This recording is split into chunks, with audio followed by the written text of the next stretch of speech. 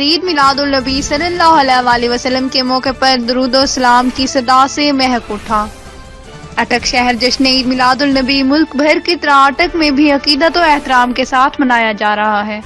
بچے، بوڑھے، جوان پیارے نبی پاک صلی اللہ علیہ وسلم کی محبت میں سرشار۔ اٹک شہر کو برقی کمکموں سے سجایا گیا، شہر کی فضا درود و سلام سے گونج اٹھی۔ رپورٹ کر رہے ہیں ملک ندیم، انمول نیوز اٹک۔ ابتدا سے لے کر انتہا تک یہ سلسلہ بڑے ہی پروقار طریقے سے، بڑے نظم و ضبط سے، بڑے ہی اہتمام کے ساتھ یہ جاری بساری ہے۔